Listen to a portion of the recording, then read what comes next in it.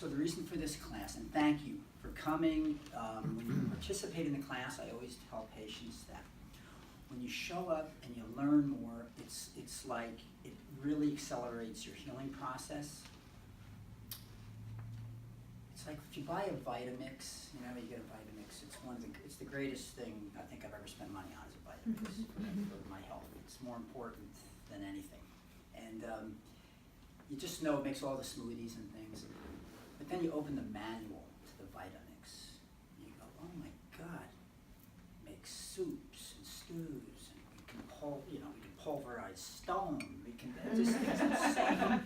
I can put what in this and make it into a juice? This is crazy. So it opens up a whole new universe to you. So this class is kind of the same idea, because there's so much out there now in alternative healthcare. See, in my world, alternative healthcare is going to a medical doctor.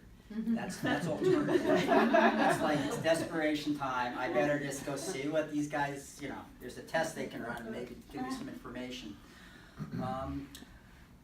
So when I first came into this work 30 years ago, I really didn't have any idea about what I was stepping into at that point. I'd been a chiropractor for 4 years, and I worked in an office with orthopedic surgeon, a podiatrist, a neurologist, and another chiropractor. We did a lot of personal injury, a lot of work comp, a lot of neuromusculoskeletal stuff that chiropractors do, massage therapists and things like that, right? And I did all the physical therapies that I learned in school. I could, stretch people, ice people, burn people, sound people, ultrasound and electrocute them. I mean, we could try to do everything to try to make their life a little bit better with all the stuff that doctors do, that chiropractors do. And at some point in that process, after about 2.5, 3 years, I just said, you know what? This stuff isn't working. And I began to question. It was my come to Jesus thing. I know I went to school to learn to be a chiropractor. I spent all this money. I got these student loans. And I've got so much committed to my story. But is it really helping people? So me being me said, no, it's really not. I mean, the guy I was working for was making a ton of money. The medical doctors were doing great, but people weren't getting well. They weren't getting healthy. There was no magic happening in that office. And I said, I can't do this for another 40 or 50 years. I have to find something in chiropractic or something in the healthcare field that really changes people's lives. And I know it's out there. I just don't know what it is yet. And I had been to a chiropractor myself in the 70s, and he changed my life, changed my paradigm. He shifted me into a whole other direction, and he did an adjustment. That's what he did to me, just an adjustment. You guys been to a chiropractor that kind of thing? All right, but when I had that adjustment, and it was an adjustment, upper cervical, it opened up my eyes, it changed the way I could sense of smell, I could see colors brighter, it changed something. I'm not even sure what it changed in me, but something opened up. I said, that's amazing, and he just used his freaking hands. We took an x-ray, looked at the x-ray, boom, and then, something really shifted for me. So that was my experience in chiropractic, but it wasn't happening in the office I was in, because the office I was in was incongruent. It was a medical office, it was allopathic, and you're trying to work in a holistic model, and then you got a foot in this field, and you got a foot in this field, and you know what, in life, if you're a toe dipper and you're not, bam, you're not all in, there's no magic. You gotta be all in, especially when it comes to healing. I'm all in. I'm gonna show up. So it led me into a journey, and I said, okay, if I'm gonna be in the healthcare field, maybe I'll go back to school and I'll become an acupuncturist. Maybe I'll check out homeopathic. I know there's something in chiropractic that I can work and I can really help people. And so I started with upper cervical stuff. And I started to learn what's called Kale technique, which is the upper cervical spine, and doing really specific adjustments. And that was going pretty good. Went to some seminars, and those guys are really freaky, man. Some chiropractors are really kind of, they're like almost religious about the chiropractic thing. And that was like a new experience for me. And I said, I don't know, is this really it? And because we know there's no accidents and everything is on purpose and there's serendipity in life, I happened to open the LA Times, the calendar section of the LA Times, back in the day when newspapers mattered, and there was an article on the front page of the calendar section. It was a picture, and it was a big picture of a chiropractor doing something to somebody at a seminar. And like, wow, this is chiropractic in the newspaper, what's going on? So it was a big article about this chiropractor, Donald Epstein, coming to Los Angeles to teach this new type of chiropractic.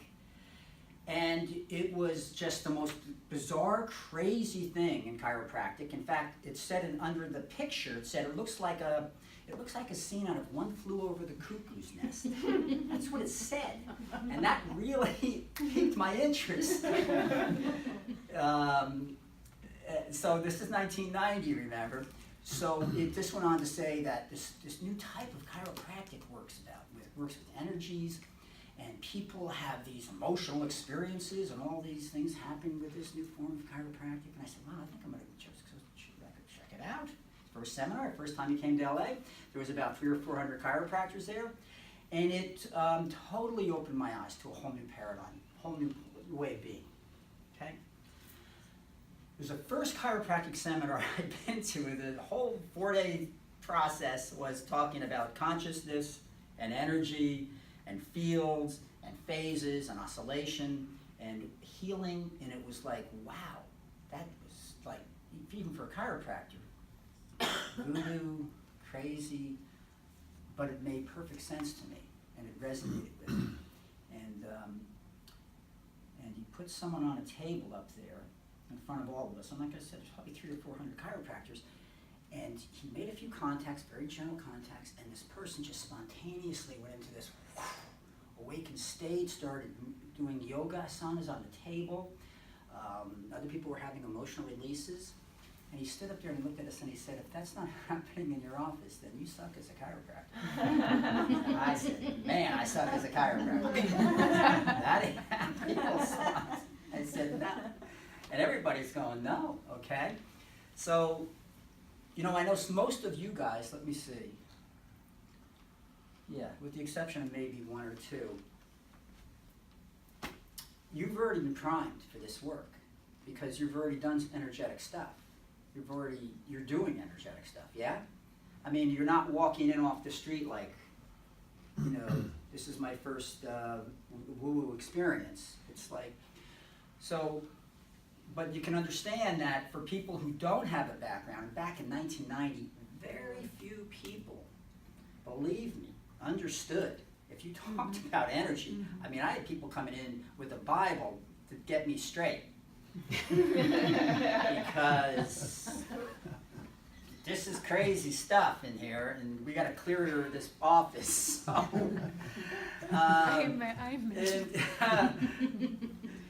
well-meaning people, and I used to have people run out of the office as well when things started moving and started happening. I used to call them runners. I go, oh, there's a runner. Not coming back. So we've kind of evolved somewhat since then, right? And I used to tell myself, I said, you know what, I see the world's not ready for this, but I know in probably about 30 years it's going to be ready, so I'm just got to keep at it. So of course now I'm trying to retire, ready to retire in a few years, and now the world's kind of stepping up, because we're seeing that, we are energetic beings. And neuroscience is supporting that. Every month I read, or I see on YouTube, or I read another article about what's possible for human beings, what we really are about, what we really are. And it's being supported by neuroscience in journals, peer-reviewed journals saying this is what's happening. And so it's a really cool time to be a part of this process. How many years I have left doing it? Yeah. The first chiropractor in 1889, D.D. Palmer. Anybody ever hear of D.D. Palmer? Yeah. Right. You know what? Most chiropractic students don't even know who D.D. Palmer is. It's kind of sad.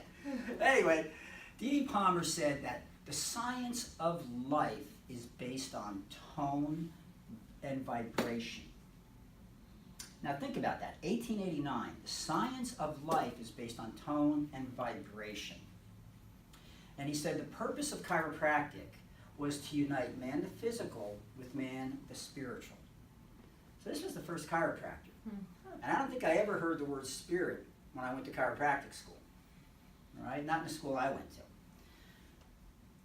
He was a magnetic healer, and at that time, in the late 1800s, magnetic healing, homeopathic, herbal medicine, that was really the hip stuff. I mean, that's what people did when they were sick, for the most part, and other things as well, naturopathic. Medicine was just kind of coming into vogue, Western medicine. It hadn't taken over yet. And if you're ever interested in seeing why we've gotten to where we are with our healthcare system, just look at the history of where medicine came from and who built the foundation, who the people were, what their intention was. You can read Money.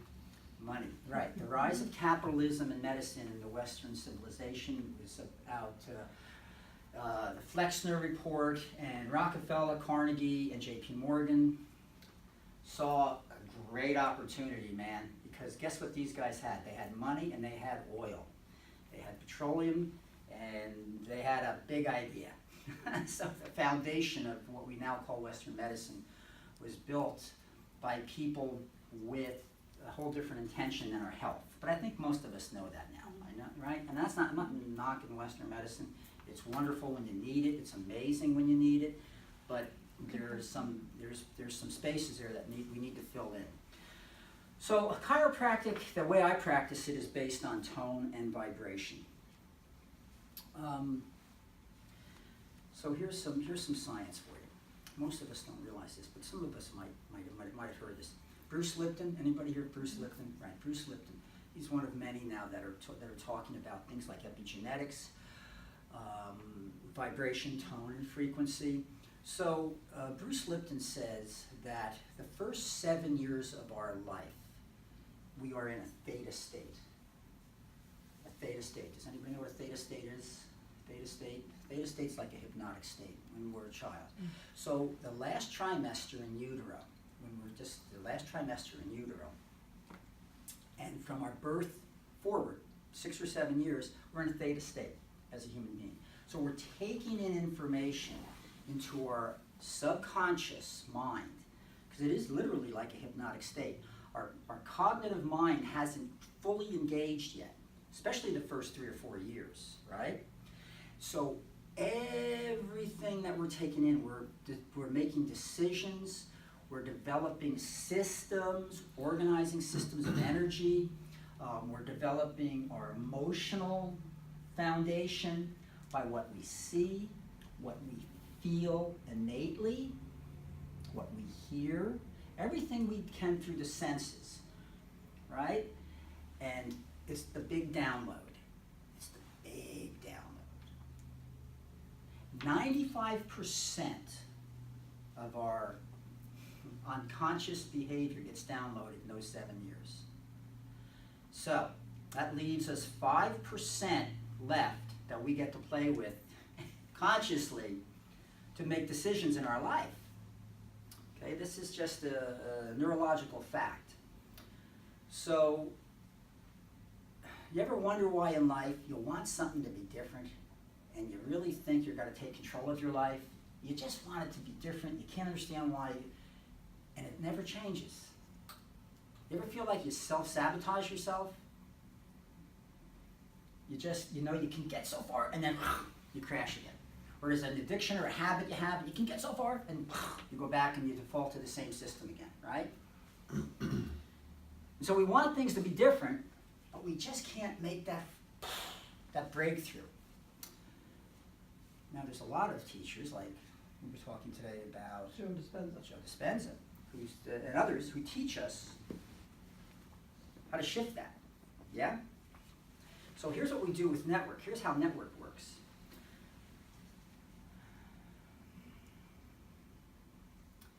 Here's the big download. So, this is what happens when we begin to download subconsciously the first 7 years of our life. We call this defense physiology, fight or flight, or a heightened state of vigilance, okay? So what happens is our spinal cord stretches and elongates 5 to 7 centimeters. Most of us, in fact, I don't say all of us because I don't like the word all, most of us, most human beings, especially in the United States, but all over the world, right? We live in a heightened state of fear and hypervigilance all the time, all the time.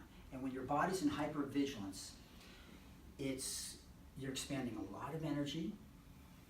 Your corticosteroids are getting pumped into your system. It's hard to digest your food.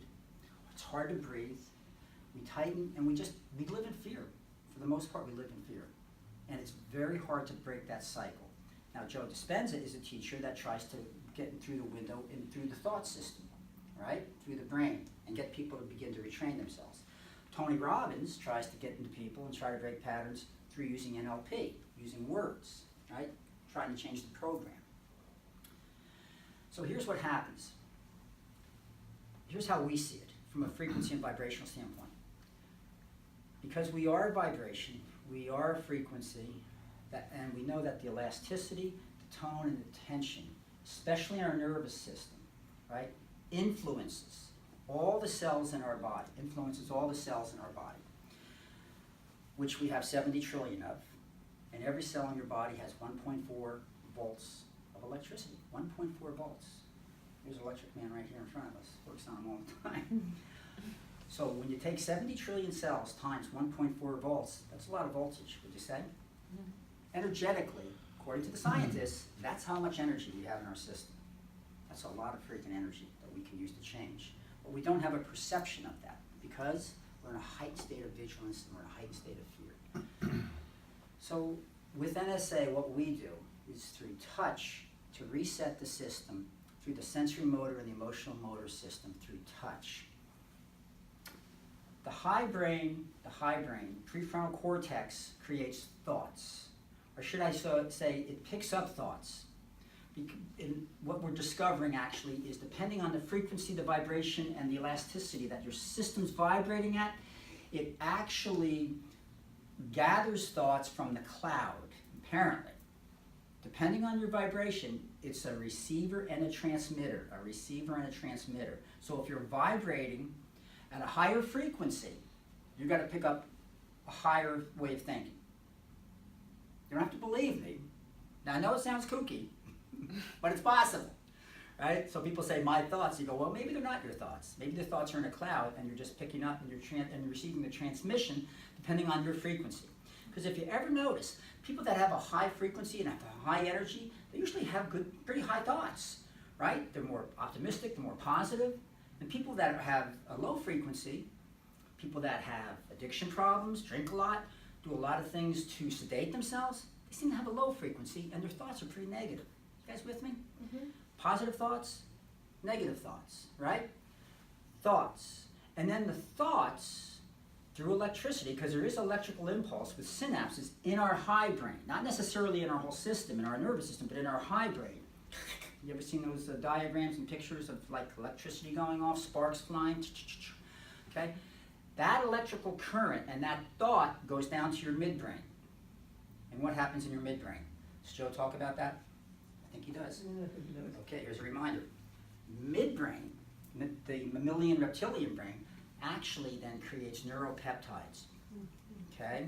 Proteins, neuropeptides, that go into the bloodstream and go into the nervous system and go down into your body. Neuropeptides send signals to the body. And where do those neuropeptides go that change how we feel? They go to the endocrine system. And what does the endocrine system make? What neuropeptide does the endocrine system make? Hormones. That's right. What do hormones do? Change everything. They change everything, man. They do. They do. They create feelings. This is how I feel. This is how I feel. And where do feelings go? Do they go in our brain? Into ourselves. Into our body. Right, they go into our body. Your body's the receiver of your feelings and your emotions. Molecules of emotion, Candace Pert. The molecules of emotion travel through neuropeptides and through your immune system. Your immune system carries emotions. Organ systems, myofascial system, ligaments, the ligaments that hold bone together are like transducers. They carry electricity across. We are freaking electrical beings filled with emotions and feelings, picking up and receiving thoughts. And then we get these feelings. Remember the first 7 years of life? What are we operating as? We don't have a lot of thoughts, do we? Because we're still developing these things. We have a lot of feelings, though, don't we? We do. We feel. Children feel. Watch how they, most of them go in emotions. They'll let you know how they feel, but they can't tell you what they're thinking. But they'll let you know how they feel one way or the other, right? So it gets embedded into every freaking cell, and we develop our posture from a very early point. And our posture, how we hold our body as adults, is emotionally based more than any other thing. It's emotionally based. It's freaking crazy. It's how we feel about ourselves. And all you have to do is look at people. They don't even need to say something. You can feel their body, especially women. Women are really much better than men, because men are like too busy getting pissed off or getting angry themselves, right? But women are like, they're just like, ooh, feelers. And men who are able to get in touch with their feminine stuff, their feminine energy, I know myself. Now at this point in my life, I trust my feelings more than anything else. Much more than I trust my thoughts. In fact, my wife will tell you I don't have many thoughts. And I usually don't. Okay? She wants me to have more. But I can feel it. I let her think for me. I can feel what's going on. I can feel what goes on in this room. I can hold a lot of perspectives, but I can feel what's going on. I've had to, you develop that skill when you do things. You just develop these skills. Feelings. Feelings. And then, what happens in life? Somebody out here in your life, sometimes a spouse, usually a spouse, sometimes your kid, sometimes somebody at work, somebody close to you, at first, will trigger a feeling. Anybody ever guilty of this? You make me feel. You make me feel really pissed when you do that. You make me feel really, you get me really upset. You get me upset. You. Everybody ever say that to their spouse or to their kid or their parent? Mom, when you do this to me, what? You make me feel. You're so far out of orbit. As soon as you start anything with you make me feel. Because no one can make you feel anything that's not there. It's your stuff. They're just showing you. This is, look. And that's the spouse that'll do better. They'll be the master at it. And you'll pick the right person when you get married. You'll make sure you marry somebody that's a big mirror. And you'll both stand there like this. It's crazy. See, but if you're willing to do the work and go, oh my God, thank you, bless you for marrying me, even though I want to strangle you, I want to kill you, I want to just, but I'm going to be still with it because you're showing me where I'm not integrated. You're showing me where I'm not integrated. And you just have to work with that. That's where your medicine is, in the feeling. But here's what happens. Here's what we all do.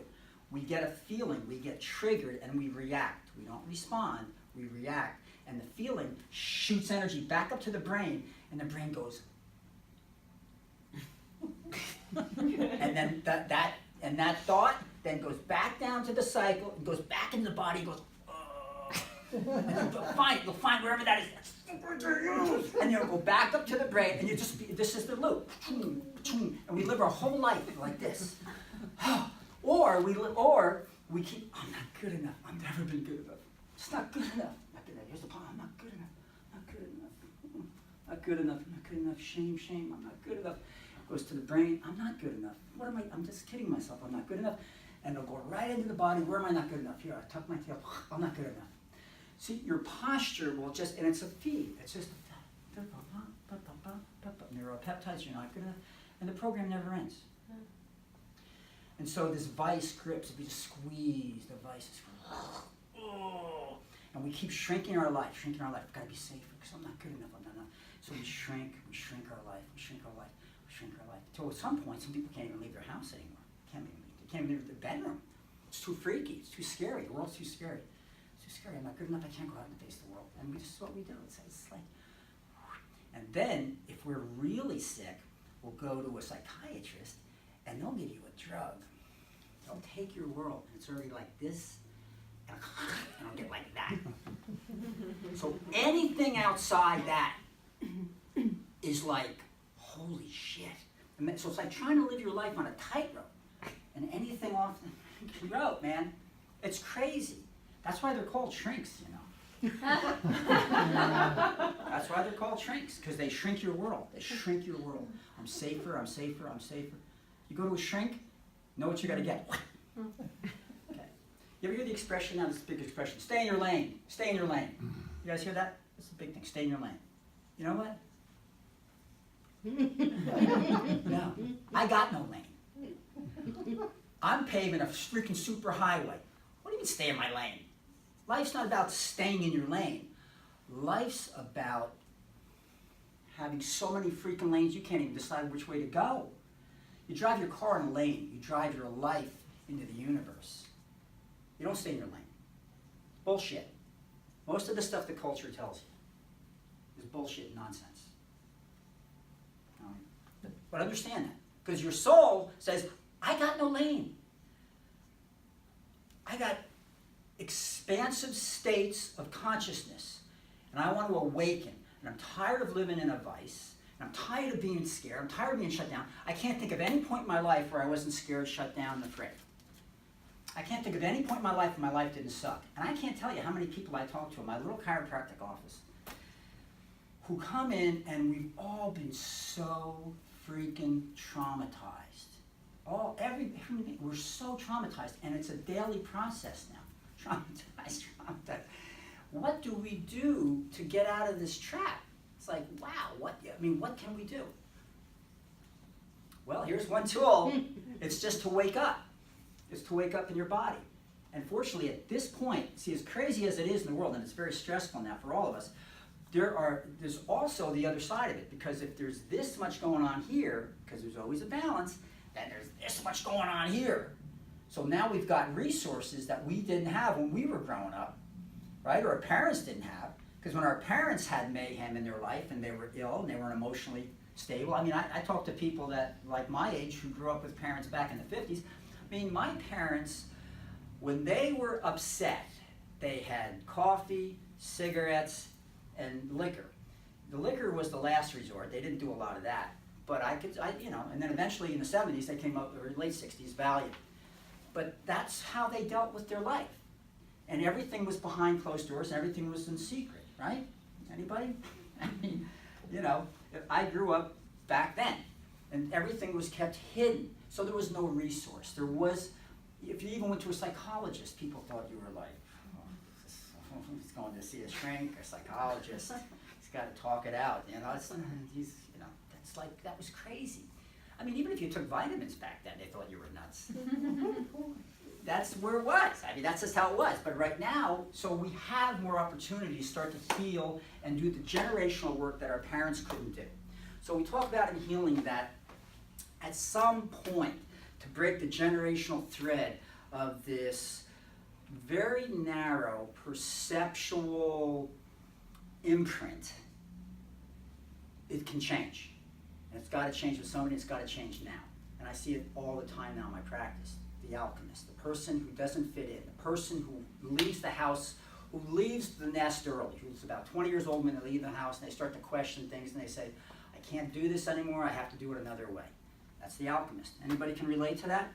Anybody in here feel like they didn't fit in when they were kids and they just had to get off the grid? And they didn't want to stay in their lane? It's like, no, I stay in my lane, because I'll run you over. Sarah, what was that? Was your question? Oh, you were saying that there were different methods, and the chiropractic, the network. There's many others, many technologies one way now. in, but then One you way sort in. of got off. Oh, okay. Oh, I went on my so tangent. we were okay. headed there. Okay, thank you. So how does network work, you're saying? Is that what you're asking me? I think that's where Okay. you might Okay, have good. headed. Okay, good. Yeah, if it's NLP with Tony, and if it's Yeah. Okay. NSA, I'm going to tell you about NSA. Has anybody seen me use this fishing pole? No. Okay, yeah, well, okay, too bad, gotta see it again, okay. So the fishing pole itself is the spine. Think of this as your spine, and the fishing line is your spinal cord, right? This is your spinal cord. And you know, your spinal cord actually goes through holes. Your spine is protects your spinal cord. And the spinal cord is actually, I call it it's your lower brain, it's your brainial cord. It's connected to the rest of the brain, right? So when your system goes into defense in a hyper state of vigilance, this is what happens to it. You go think, think, think, think. Spine goes like this. Right? The cord pulls the spine down. You notice as we age how our posture, we develop this posture like that, and it gets stuck like that. Now, is the problem the spine or is the problem the cord? Right? Is it the cord that's creating the problem or is it the spine? It's the cord, right? You can pound on the spine, but if you can release the tension in the central nervous system, if you can talk to the central nervous system and say, you're okay, you're safe, the world's a safe place to live, and you're an amazing person. The cord lets go of the tension, right? So the tone changes. And you see what happens magically, it's your posture changes. Most of you have seen the postures, the pre and post that I do in the practice. The triad of change is what we use in the practice for a model of healing. Triad of change, and there are other triads as well that people use, but this is like my model when I work with people. See, in the middle is energy, right? We have structure, we have perception, and we have behavior. A lot of the technologies we use in the office are behaviors. Structure is what? What would the structure be in this model? Your spine. Be your spine of your body, right? The structure, the infrastructure is your spine and how you hold your body. And perception to me is the biggest tool in healing. See, what we've discovered through the research we've done and the studies we've done talking to people is that it's when you really perceive, when you really have a deeper awareness of what's happening in your life, the payoff is huge. Because a lot of things can be happening, but if you don't have the perception of the change, if you don't have the perception that your system's changing, it has less value. If you don't feel differently, if you don't feel it, if you don't notice something extraordinary, it has less value. I've had people come into my practice who've had somatopsychic and respiratory waves and had these amazing changes, but they didn't feel it. Full waves, nothing happened. I was always like shocked. Wow, that's crazy. With meningeal Mike, this guy's name is meningeal Mike. With meningeal Mike, okay. So the pathology, you can see his cord and how much tension he's in. He doesn't even need to rage. That's a pathology. But the biggest pathology with this system is not that it's in this shape, but the biggest pathology is most people who live like this aren't aware of it. They're not aware that their life sucks. They just think that's normal life. We've dumbed down life to where being scared and being hyper vigilant and having not enough energy is normal. And what they call health is getting your health back to fit in to an unhealthy story. You with me? And our form of energy comes from energy drinks or Starbucks. That's our source of energy. And that's how we burn out. So it's the inability to perceive and feel is more pathological than living your life that way. When you use the triad of change, what I like to do when I work with people is I want to see at least two of these things begin to change. But for me, the key is perception in the beginning. Just working with people who have no idea that they're a wave. I see everybody as a wave. I say that and people go, what are you talking about, a wave? We move energy, we're waves. You know, we're 99.0000001% energy and light. That's what we are.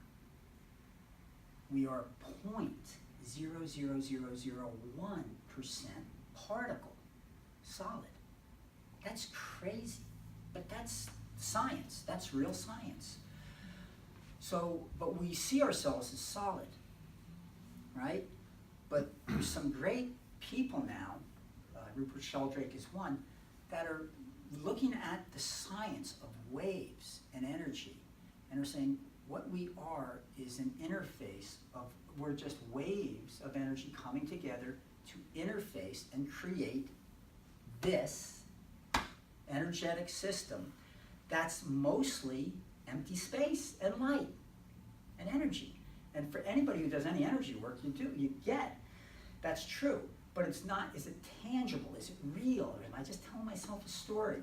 Because it's changing everything. It's changing the way it's actually changing the way we use healthcare now.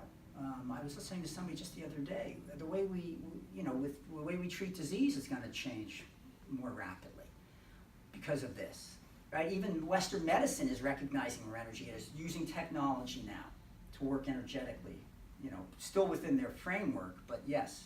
I have a question. When we're laying down face down or face up, and you doing what you do, what would be the most helpful thought for me to be having to allow what's supposed to happen? More Okay. So here's what you're saying. How do I stop my thinking mind? How do I stop my what should I thoughts? focus on? Would I be like, I'm a wave, I'm a wave, I'm a wave? See, no. See, this is, so when you're, say, in your case, because we'll just say this, behavior's probably is your prime. Behavior, not perception.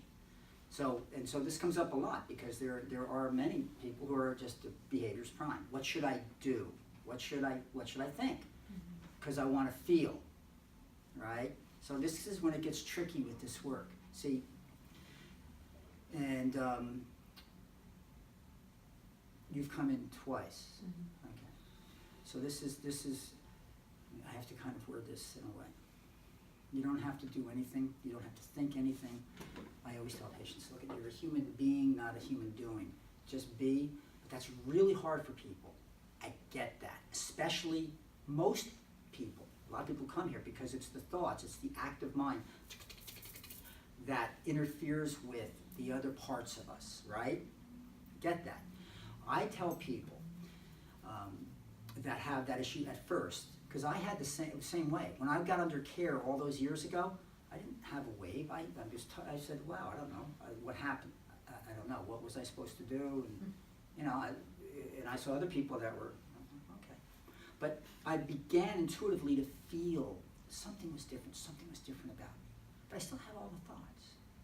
And I just kept getting checked. I said, okay, I'm okay with this. I'm going to be okay. Because that's the whole deal, is it's a unique experience to just not do anything. Just be present. And that's the biggest, and that's the toughest thing for human beings to do. Especially if you've had any trauma, right? It's to be present and to really start to pay attention. I used to make a joke about, because I like using humor, that when people come up here, or in my other office, especially back in the day, is that I could see that the body is here, but they're not here. They're still in their car, in the parking lot, waiting for the body to come back so they can go home to what's next. Okay? It's like, what is the body doing up there? I have to go. It's just over time. This is the key, Liliana. It's over time. That's why the work is set up the way it is. It's the repetition. It's the repetition of touch, sensory motor, talking to the brain, nervous system, patient, just blessing yourself, showing yourself compassion. There goes another thought. I say it's just like a cloud in the sky. Just another thought. There it goes. The sky's holding the sky. The blue sky's above the cloud. The cloud's the thought. The observer is above the thought, but there goes the thought. But the observer is not the thought. Don't identify with the thought, because you're not the thought. Thinking mind is what is the wiring, right? And most of us that have been traumatized use the thinking mind as our sanctuary. If I'm thinking, I'm okay. If I'm thinking, I'm okay. If I'm thinking, I'm safe, I'm safe, I'm safe. I'm thinking. if you're thinking, it's the paradox. Real healing is, life's a paradox.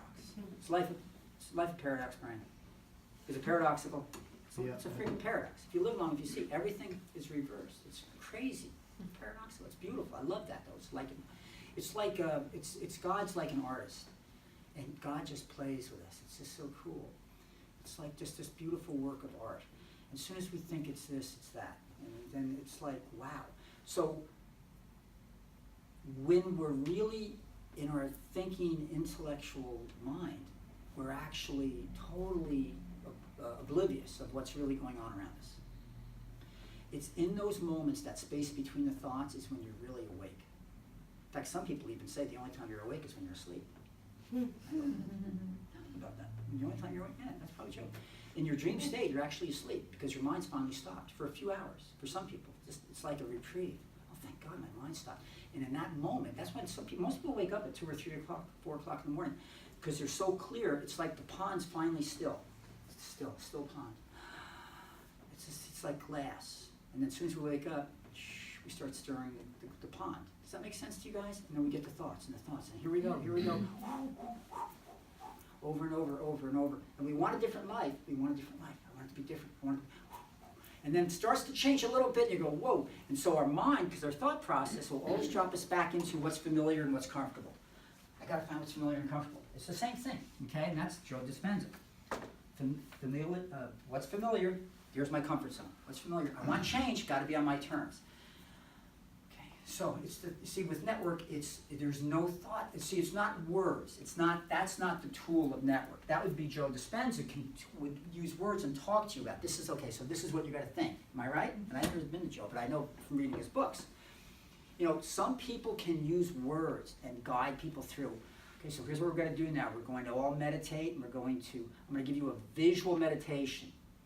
Anybody do visual meditation? People talking to you about, see, that makes me crazy. My wife likes that. I go, I can't do this. I'm not meditating if somebody's talking to me and taking me to a stream that I don't see. I'm just like battered with that. But for some people, they've got to have that. We're going to guide you to it.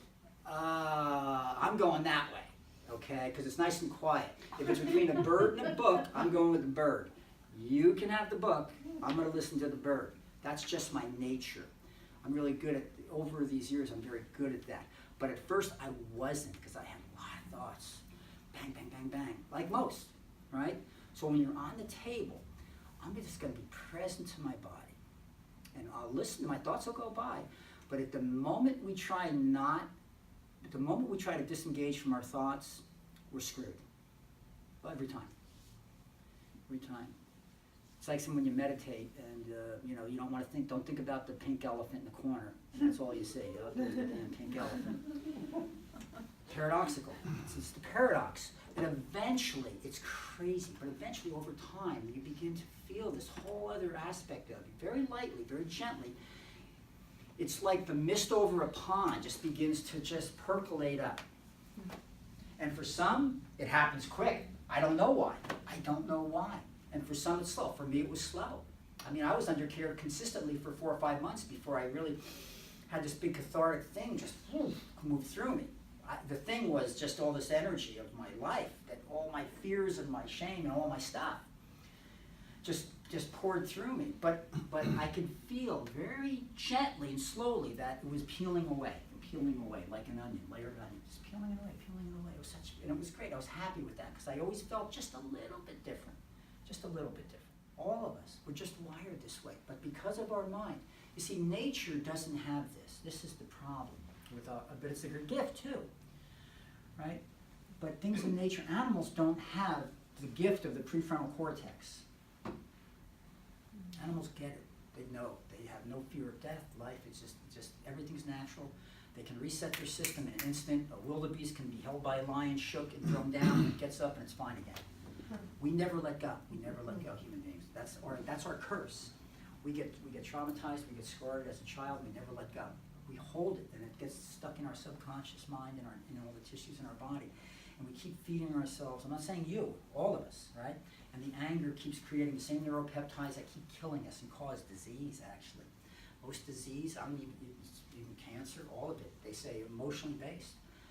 Inflammation in our body, emotions cause inflammation.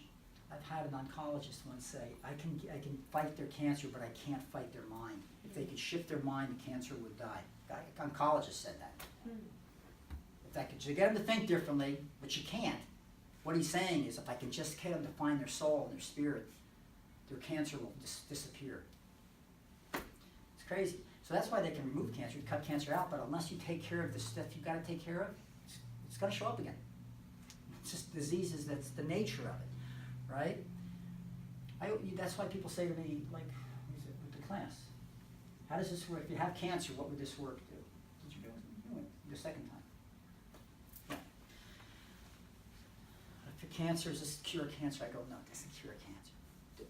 It's not about the disease. You're never about your condition. You're never about your circumstance. You're never about your thinking process. You're never about your wound. That's not you.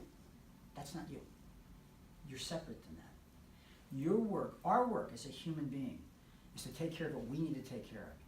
Let doctors take care of your condition and disease. Let your consciousness and your energy take care of what created that, what the cause is. Let doctors take, to me, disease is a symptom. All disease, cancer is a symptom. It's our responsibility to do the work in our body. That's what network's about. And that's what something like Gisele does with, what's it called? AC? Access bars. Access bars, access consciousness. These are tools to help us do our work. And so we can shift the energy. So disease, that part of disease. And some scientists think emotions, unintegrated emotions, and ancestral emotions are more responsible for disease than the freaking toxins that they're dropping on us every freaking day, and they're putting in our water, our air, our kids, and okay? That emotions are worse than all that crap. I think they all add to it. But this we are in charge of. This is stuff we can do. And that's what network is. So we just bless our mind, we bless our thoughts, we bless them, we show ourselves compassion and go, I'm so good with this, I'm patient, I'm just gonna go with it. I'm gonna let my lower mind just play itself out. I'm gonna feel what I need to feel in my body and not judge it, no matter what it comes, no matter what comes up. I'm just gotta let it just move through me. I'm just gonna let it percolate through me. And it will. It will, if we can just sit with it. It will. And this is one way, and there's other people that I admire that I think are really good with helping us integrate that. But the shift is in. This is what it takes. It takes breaking stories and breaking what we've learned. And it's a beautiful thing. At any point in your life, to actually have a new experience is freaking great. Your brain loves it too, just so you guys know. Your brain loves novelty, loves specificity, loves clarity, thrives on it. That's why people like Zach Bush will even tell you, who creates Restore and talks about the microbiome. To create a new microbiome, you got to expose yourself to all kinds of things. New. Change your life, do things differently. Get out of a rut. Turn off the freaking TV. Do something different. Change. That's what we're designed for. No matter what this world tells you, don't stay in your lane. Somebody says that to you, you say, bullshit. I got no lane. I got no freaking lane. And get out of my way, so I'm gonna run you over. That's what you gotta have. I mean, that's the attitude that changes life. And then you can influence other people's lives. Then you make a difference. But you start with you. We still start with ourselves. Right, girls? Start with yourself. Caitlin, can you come up here? Yeah. Is that on a card? Let me see. Watch your camera go down. Oh, okay. This comes up a lot too. This is good. This is Joe. This is like a Joe. Joe. People say sometimes, I've had people tell me, you know what? I feel like I'm dying. When they go through care, things are changing. Sometimes for some people so rapidly, they go, oh my God. And I said, well, you know what, honestly, what you're feeling is death. Because when the old self dies, it clings and it just withers off us slowly. It does. It feels like something's dying. It feels like death. It is death. The old life that doesn't work, that sucked to begin with, and kept us trapped, is dying. And you celebrate that. You grieve it. You go, okay, I'm going to grieve. You grieve everything. End of a relationship, end of the old self. Even though it sucked, we still grieve it.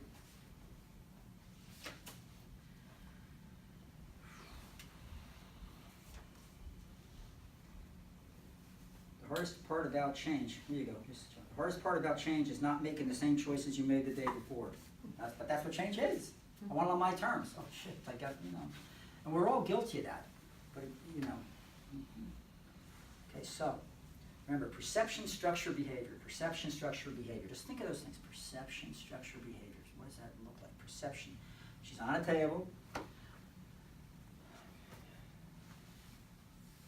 Let's just perceive. Okay. There's Caitlin's on the table. So you can see how powerful just intention is, just intentionality of people. Now, just have everybody sit up straight. Just be really present and take a breath. And just change the energy in the room. Just change your energy. Your perception changing. So, Caitlin now is probably beginning to, instead of perception being prime, behavior is prime. Because as soon as she got on the table, you could see she's starting to move, right? Breathe and move. So that's a behavior. So then behavior becomes prime, and perception. See, like in your case, people that more behavior. What do I need to do? And then all of a sudden this behavior starts to occur, right? And then you perceive this new behavior. It's like, oh, I'm perceiving this freaking new behavior. I'm perceiving something differently. But the behavior starts.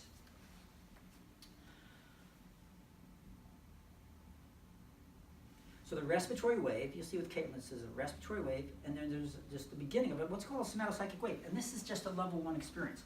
Now Caitlin came in as a child. She was probably about 12 years old, I think, right, Caitlin? About 12, 13, 14, 12, 13. Yeah. She came in, she played soccer with my daughter, club soccer for years. So so she came in when she was 12, and I remember when she was 12, I said, this girl's she's got to get away quick. She's 12 years old. She had perception really quick. She was very much bang in her body. Now a lot of young women, both my kids played soccer. They're trained as athletes. Women are trained when they're children to ignore their body signals as athletes, and sometimes that can be very detrimental to a woman, especially. I'm just talking about the feminine. I'm not being sexist here. The feminine nature of when you're a woman, there's more of a feminine energy, right? And feminine nature is more creative. It's more feeling. It's more perceiving. It's more of an artistry versus a masculine. The masculine energy is more trying to figure stuff out. We'll say, gotta try to get things. Men try to. Masculine energy is it's about getting things squared away. Squared away. Okay, square this away. Squared away. Okay. If you look out an airplane window, everything's squared away. You see, everything's in squares. Even the desert, they got lines and everything's squared away. What the hell? What in nature is squared away? Nothing. Human beings got to square stuff away. I don't know. So, the wave, the somatopsychic wave and the respiratory wave are actually feminine. It's a feminine expression of healing. Healing is a feminine energy. It's a feminine, creative energy.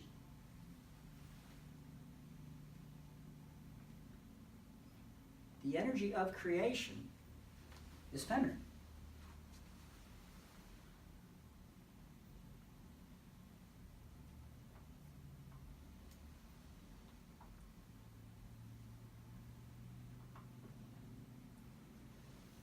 So when people do more in their body, I can step away and do less.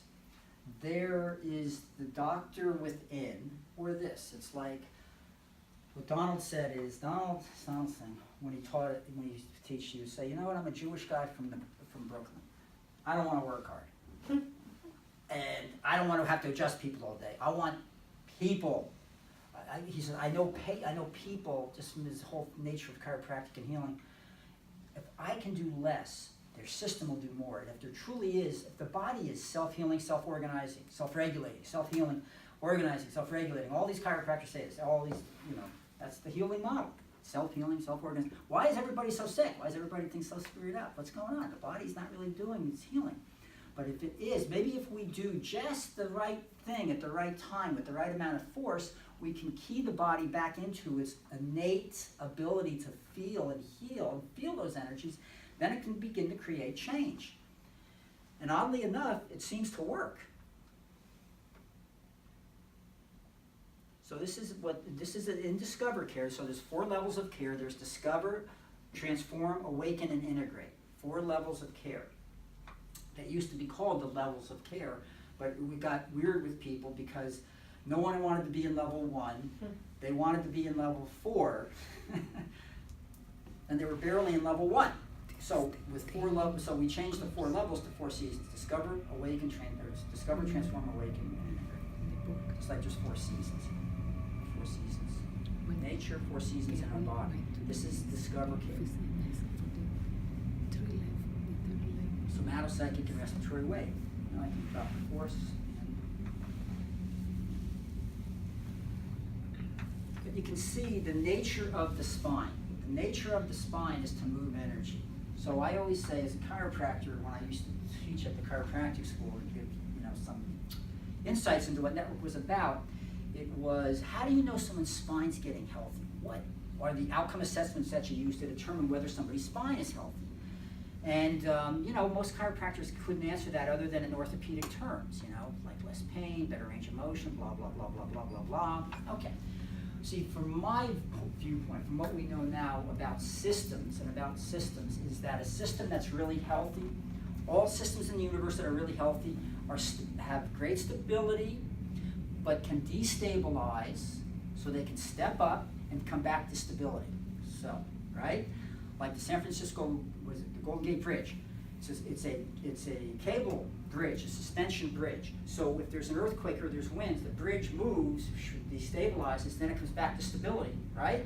The places in LA, the buildings, earthquake, they're built. Now all buildings are built so they can move, right? When there's a force that works on it, but then it comes back to stability.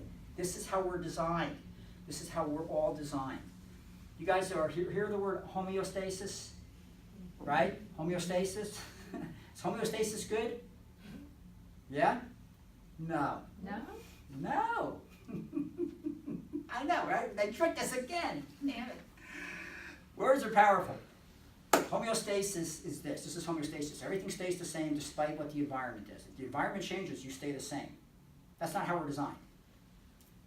Allostasis is we're an organism, we're a living system, and when our environment changes, guess what we're supposed to do? If we're going to survive, we got to change. Shit happens, you got to change. I'm not changing. Okay, think of a marriage. You're in a marriage.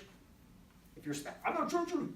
It's got to be a great marriage, ain't it? No. How can I change? How can I? Let's do the dance. It's the dance, right? Stability, instability. If your body's going to reorganize and step up to the next tier, it's not going to do it by staying the same. Right? If you lift weights, you go to the gym, you got to work out, right? You want change, you got to do some work. You got to do some work. You got to change. You got to destabilize. If you do yoga, anybody? Yoga, okay? Destabilize the system. You want to evolve and change. We want to that kind of thing. Yeah. So, how your nervous system's designed is okay. So, if we have some flexibility, and we have keen awareness, and your perception is really big, and you're really plugged into your body. So if something comes at you, and one of the first things people say when they receive network care is, I don't get my buttons pushed anymore. They don't have to have a wave. They're not even waving yet. They're still just nothing's happening. But then they go home, and something happens, and they handle it differently. And they'll say, holy smokes, in the past I would have gotten really upset at that person. I didn't get upset. I don't care. That's like, wow, that's pretty cool. This is one of the first things people notice. They get less reactive and they get more responsive. They feel more good in their body. Sit when you're ready. Dr. Whalen, is that because they're more integrated? Yes, there's more coherency. That's a whole nother, their system's more coherent and integrated, right? Less. People say say they're out of whack. Doc, I'm here because I'm out of whack. Out of whack. I said, no, you're here because you're not in whack. You're whacked out. You gotta get in whack. When you're in your rhythm, life is effortless. I'm breathing, I'm alive. No one in your life can knock you off balance. And it's not because you're ignoring them. You are so deeply connected to what you are as a human being. You go, you know what, don't vomit your emotional shit on me anymore. Because I'm not accepting it. I'm walking out. I'm not going to let you stand here and let you vomit on me. I'm not. It doesn't bother me. You can, but I'm not going to, no. That's what, okay? It's like, no. You're integrated as a human being. And you're going to be less tolerant. People will say that too. I'm more loving, but I'm less tolerant of nonsense. I'm less tolerant of whatever. Jack, fill in the blank. I'm less tolerant. I'm more loving. I love myself enough. I have enough compassion and love for myself that I'll give it to myself. Because I've been wanting this person to love me or that thing to love, and it's not going to happen, and it's just so much suffering. I'll give myself the love that my parents couldn't give me when I was a child. Thanks, Kate. And that's like huge for people. But it's not something I can coach with words. I suck at that. But I can help people, lead people to the energy that they can discover, work with at that time, go out into the world and work with that energy, come back, and let's go more, go back. Sometimes it's that kind of thing. And you go back and you do the work in the world, because your petri dish in your life is your life, right? And the petri dish in your body is your blood and your nervous system. That's your petri dish. That's what's influencing your DNA. That's what's influencing your health and your cells. So you take charge of that, and then your life, and you take charge of the life. You move through your life, and you just function differently, even with just one new strategy in your nervous system. You'll function differently